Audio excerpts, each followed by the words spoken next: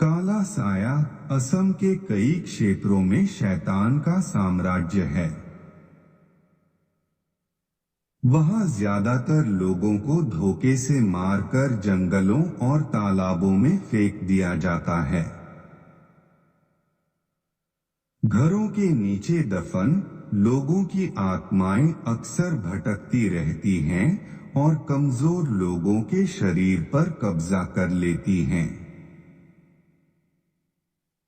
कुछ ऐसा ही भयानक अनुभव मेरी मौसी के साथ हुआ। यह बात तब की है जब मेरी मौसी को बेटा पैदा हुआ था और प्रसव के बाद उनका शरीर काफी दुर्बल और कमजोर हो गया था। उन दिनों प्रसव घर में किया जाता था। घरेलू इलाजों को औरतों के प्रसव के लिए इस्तेमाल किया जाता। मेरी मौसी प्रसव के बाद आराम कर रही थी और उनके नवजात बच्चे को मेरी नानी नहलाने दूसरे कमरे में ले गई। कमरे में मेरी मौसी बिल्कुल अकेली थी और उनके पति भी गांव से बाहर गए हुए थे। घर में सिर्फ मेरी नानी और मौसी ही थे। प्रसव के बाद मौसी थकान के मारे सो गई और एक आहट से उनकी नींद खुली। उन्होंने सामने की खिड़की से एक काला साया कमरे में आते हुए देखा। उस काले साये के बाल हवा में लहरा रहे थे और उसकी आकृति बहुत ही भयानक थी। वो अपने हाथ मौसी के गले की तरफ बढ़ा रहा था। इतने में मौसी जोर से चीखी और नानी वहां पहुंच गई। मौसी ने सारा किस्सा बताया तो नानी ने गौर किया कि उनके सिरहाने कोई चाकू या हाथ में कोई रक्षा धागा नहीं बंधा है।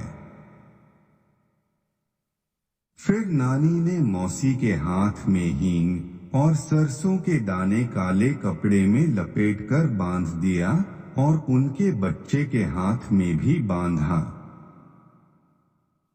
मौसी के पूछने पर नानी ने बताया कि अक्सर ऐसे काले साए कमजोर या दुर्बल शरीर में प्रवेश करते हैं और अपनी अधूरी इच्छाओं को पूरा करते हैं।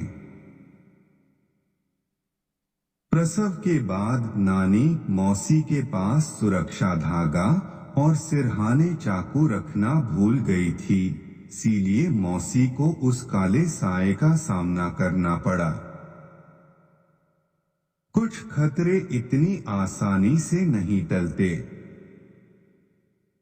नानी को आधी रात को घर के पीछे से किसी के रोने की आवाज आ रही थी और जब उन्होंने देखा तो एक काला साया वहां खड़ा था। नानी ने जोर से चिल्ला के पूछा, आखिर तुम हो कौन? क्यों हमारे पीछे पड़े हो? काले साये ने डरावनी आवाज में जवाब दिया, यह घर मेरा है, चले जाओ यहाँ से वरना तुम्हारा परिवार भी मारा जाएगा। नानी उस वाक्य से बहुत डर गई थी क्योंकि अब घर में एक नवजात बच्चे को भी उस काले साये से खतरा था। अगले दिन नानी ने एक पंडित को घर बुला के सारा किस्सा सुनाया और पंडित जब घर के पीछे गए तो उन्होंने काली शक्तियों को महसूस किया। पंडित ने सारा मुआयना करके कहा, इस इलाके में जितने भी घर बने हुए हैं उन सब के नीचे कई लाशें दफन हैं। यह इलाका पहले घना जंगल हुआ करता था और फिर यहाँ धीरे धीरे लोग घर बनवाने लगे। इस घर का भी कोई ऐसा ही राज होगा जो आपको जीने नहीं देगा। ऐसे शापित स्थान निर्दोष परिवारों की बलि मांगते हैं। आप लोग जल्द से जल्द यह घर खाली कर दो, तब तक यह रक्षा मौली अपने हाथों पे बांध लो। मौसी के पति को वापस आने में 2 दिन बाकी थे। बिना वक्त गवाए मेरी नानी और मौसी अपना सामान बांधकर दूसरे गांव चले गए और मौसी ने अपने पति को भी खत लिखकर सूचित कर दिया। आज भी इसी डर से लोग घर बदलने से पहले उसका इतिहास पता कर लेते हैं, क्योंकि ऐसे भूतिया राज अक्सर लोगों को महंगे पड़ते हैं।